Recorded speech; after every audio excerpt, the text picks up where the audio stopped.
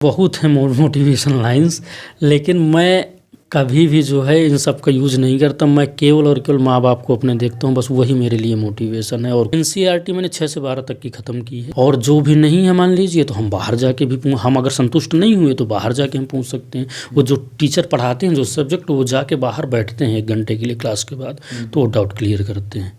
बाकी जो हमारा देखिए, हमारा 100% देना कर्तव्य है, बाकी ऊपर वाले के हाथ में है। बाकी हेलो दोस्तों, नमस्कार, स्वागत है एक बार फिर से एक नए वीडियो में। तो फ्रेंड्स, आज हम आए हैं प्रयागराज के बेली हैं, जो सुंदरम कॉलोनी है, यहाँ पर है।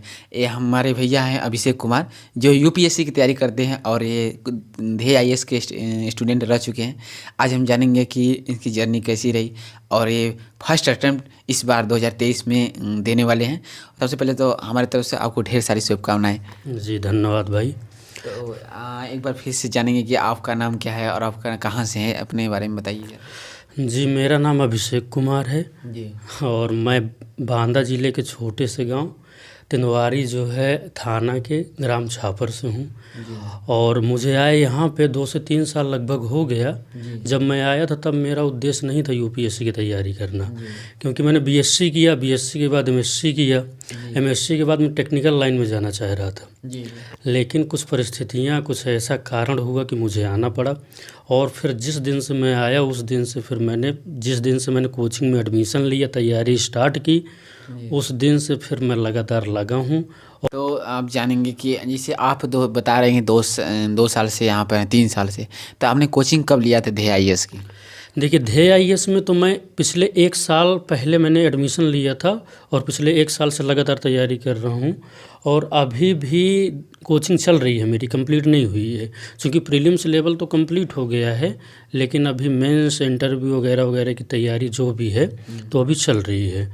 तो फिर मैंने यूपीएससी की तैयारी स्टार्ट की, और जिस दिन से स्टार्ट की उस दिन से लगातार यही एम बना कि करना है तो अब यूपीएससी ही करना है या फिर यूपीपीसीएस ही करना है, और इसके अलावा कुछ नहीं।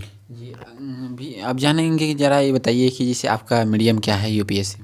यूपीएससी मेरा देखिए हिंदी मीडियम है। दरअसल हम लोग गांव घर से रिलेट करने वाले हैं, तो वहाँ ऐसा होता है कि हमारी जो प्राइमरी शिक्षा है वो सरकारी स्कूल से संपन्न हुई। उसके बाद बीएससी किया था मैंने कानपुर यूनिवर्सिटी से, हिंदी माध्यम से ही। इसके बाद एमएससी भी मैंने स्टार्ट किया था कानपुर यूनिवर्सिटी से ही। इसके बाद एमएससी करने के बाद फिर मैं यहाँ चला आया। ऑप्शनल आप क्या रखेंगे इसमें? ऑप्शनल देखिए, सबका अलग अलग वो होता है रखने का, जिसको जो पसंद है, जिसमें रुचि है जिस सब्जेक्ट में, वो अपना रख सकता है। लेकिन मैंने हिंदी साहित्य पहले देखा था, लेकिन हिंदी साहित्य मैंने कुछ क्लासें की तो उसमें जो है मुझे लगा कि मैं इसमें कुछ अच्छा नहीं कर सकता हूँ, इससे अच्छा मैं इतिहास में कर सकता हूँ। चूँकि मेरा बैकग्राउंड हिस्ट्री नहीं था, बैकग्राउंड जो भी था तो साइंस था, लेकिन फिर भी मैंने एक वो किया और काफ़ी लोगों से बात की, देखा कि ये स्कोरिंग सब्जेक्ट भी है और काफ़ी अच्छे टीचर भी हैं इनके, इलाहाबाद में अवेलेबल हैं। तो फिर मैंने उन टीचरों से भी बात की, उनसे जो है आशीर्वाद लिया और मैं जो है हिस्ट्री ऑप्शन रख लिया मैंने। तो फिर मैंने वही बीएससी एमएससी किया था। लेकिन फिर जब मैं यहाँ आया, मैंने देखा तो मैंने कहा कि मैं शायद जो है और कुछ अच्छा कर सकता हूँ। तो फिर मैंने एसएससी में ही एडमिशन ली। एसएससी में पहले एडमिशन लिया था, फिर मैंने यूपीएससी ही प्रॉपर मैंने सोचा, समझा, विचारा, सब कुछ किया। इसके बाद फिर मैंने फाइनल डिसीजन लिया कि करना है तो सिविल की ही तैयारी करना है। और बाकी जो हमारा 100% देना कर्तव्य है, बाकी ऊपर वाले के हाथ में है। बाकी माँ बाप का जो है आशीर्वाद है, जो भी होगा। आप थोड़ा सा बताइए कि जैसे आप अभी ये सारी चीज़ें बताएं, लेकिन अब ये सारी बुकें के बारे में बताइए, या बुक के बारे में जानिए जो इसके सिलेबस हैं और स्टैंडर्ड बुकें हैं, तो क्या क्या चीज़ें आप पढ़ते हैं, जैसे कि GS1 के लिए, GS2 के लिए, GS3 के लिए? देखिए, बुक का क्या है कि अगर आप कोई कोचिंग ज्वाइन करते हैं तो कोचिंग वाले ही हम लोगों को सारी जो है इन्फॉर्मेशन दे देते हैं, कौन सी बुक सही रहेगी, कौन सी नहीं। जैसे मान लीजिए यूपीएससी का है तो GS first, GS second, GS third, GS fourth, GS 5 जो भी है ऑप्शनल हो गया। जैसे मान लीजिए मेरा हिस्ट्री ऑप्शनल है। तो मैंने कोई बुक अभी अफोर्ड नहीं किया था। मुझे दरअसल मैंने जो है मणिकांत सर जी का हिस्ट्री ऑप्शनल मेरे पास वो था, मैंने लिया था, तो मैं उन्हीं का कर रहा था। तो उनकी जितनी सारी नोट्स थी तो अभी मैंने उनको नोट्स से रिवाइज़ किया। मैं सोच रहा हूँ कि ये जब नोट्स सारी रिवाइज हो जाएंगी, पूरा इनमें कमांड हो जाएगा, तब बहुत सारी बुकें आती हैं, अलग अलग तरीके की बुकें आती हैं, तो उनको हम जो है अध्ययन कर सकते हैं उनसे। तो फिर भी जैसे बताइए कि जैसे जो कोचिंग के नोट्स मिलते हैं उसे ही आप पढ़ते हैं कि या फिर अपने अलग से कुछ जैसे तमाम जो स्टैंडर्ड बुक हैं जैसे लक्ष्मीकांत है पॉलिटी के लिए, वो सारी चीज़ें भी आप इसके अलावा कोई NCERT बुकें पढ़ते हैं तो उसके बाद? जी जी जी जी, बिल्कुल बिल्कुल। देखिए, कोचिंग की जो बुकें मिलती हैं तो वो तो पढ़ना अनिवार्य है ही। मान लीजिए जैसा कोई टीचर हैं, जैसे हमारे कोई भी टीचर हैं तो पढ़ा रहे हैं कोई सब्जेक्ट, जैसे मान लीजिए हिस्ट्री ही पढ़ा रहे हैं, तो वो उनकी नोट्स और कोचिंग का जो रहेगा मटेरियल तो वो तो कन्फर्म है, कंपलसरी है, करना ही पड़ेगा हमें।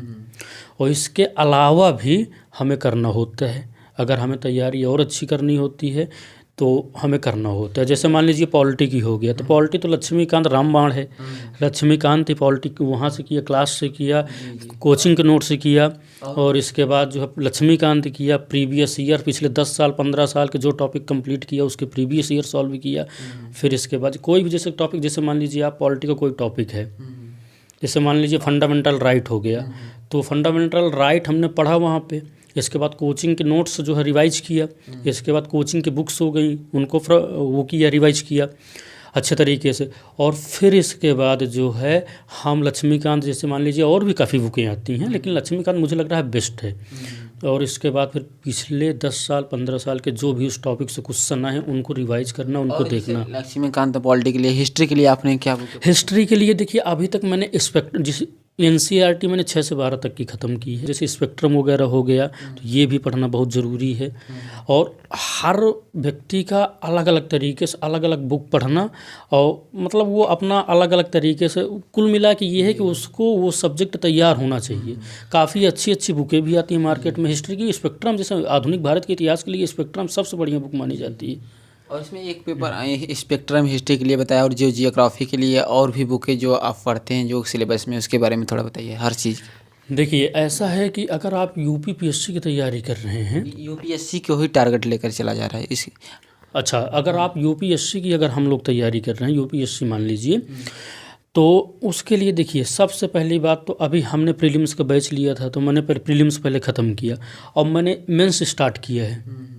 तो मेंस स्टार्ट किया है तो अभी जो भी कोचिंग से मटेरियल मिल रहा है, और ये फिर बाहर जैसे घटना चक्र हो गया प्रीवियस ईयर को क्वेश्चन करने के लिए, आंसर राइटिंग करने के लिए जो भी बुकें जो है कोचिंग से हमें बताई जा रही हैं, बताई जाती हैं, वही हम प्रेफर करते हैं और उन्हीं को हम फॉलो करते हैं, उन्हीं के हिसाब से तैयारी करते हैं। तो अभी मेरी मेंस की जो तैयारी स्टार्ट हुई है, तो अभी मेरी मैक्सिमम जो है ये पॉलिटी हुआ था और पॉलिटी के बाद हिस्ट्री हुआ है, हिस्ट्री चल रही है। अभी दूसरा जैसे सब्जेक्ट स्टार्ट होगा, जैसे आप जैसे मान लीजिए इकोनॉमिक्स हो गया या फिर जियोग्राफी हो गया, जैसे स्टार्ट होगा तो वो जो बुक प्रेफर करेंगे तो वैसे वैसे हम फॉलो करेंगे उनको, वैसे वैसे तैयारी करेंगे। करंट अफेयर्स के लिए जैसे कि आप घटना चक्र ही पढ़ते हैं या फिर कोई न्यूज़पेपर आप डेली पढ़ते हैं? जी, घटना चक्र को तो करंट अफेयर्स के लिए जिसको पढ़ना है तो पढ़ सकता है, लेकिन जो है सबसे बढ़िया है कि हमें पेपर ये जो है न्यूज़पेपर के ऊपर हमें कमांड करना पड़ेगा और पढ़ना पड़ेगा। आप न्यूज़पेपर डेली जैसे कौन सा मंगाते हैं? जनसत्ता का आता है मेरे पास, तो मैं उसी को पढ़ता हूँ।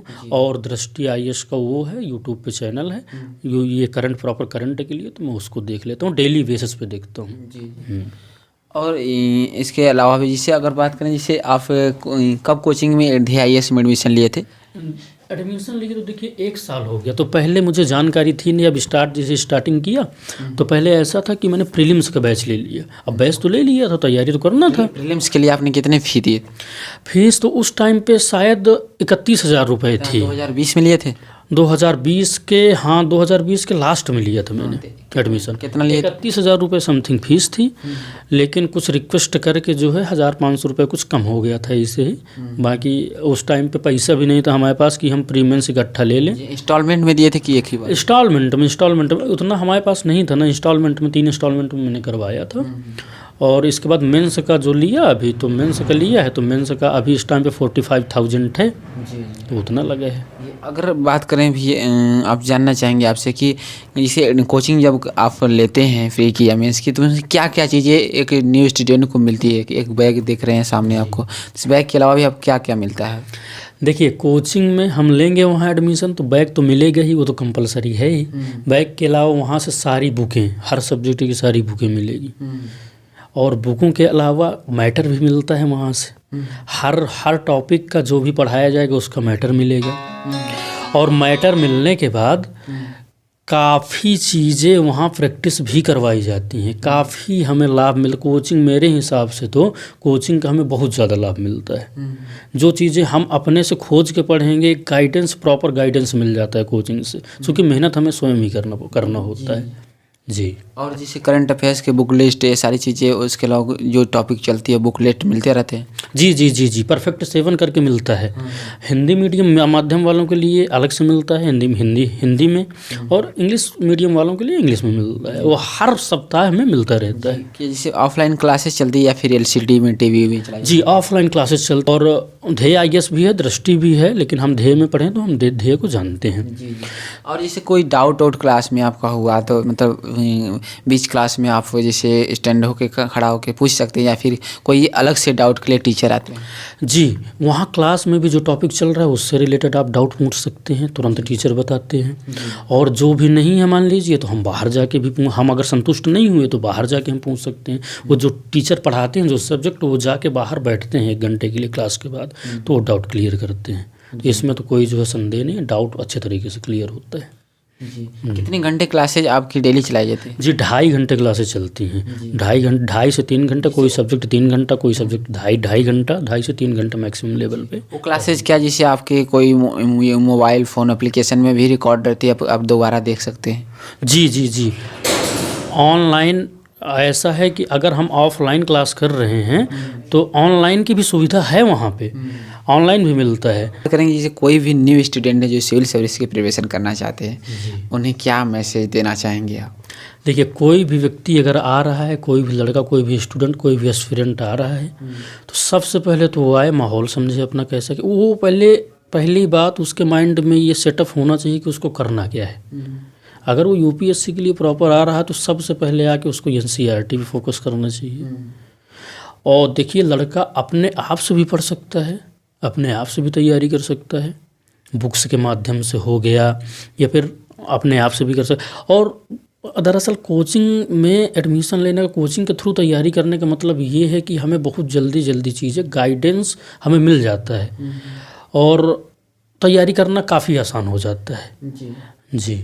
अगर अपने आप से तैयारी करने में, कोचिंग के हिसाब से तैयारी करने में अगर तुलनात्मक तरीके से देखा जाए, तो कोचिंग से हमें काफ़ी चीज़ें जो है सीखने को मिलती हैं, और थोड़ा आसान हो जाता है तैयारी करना।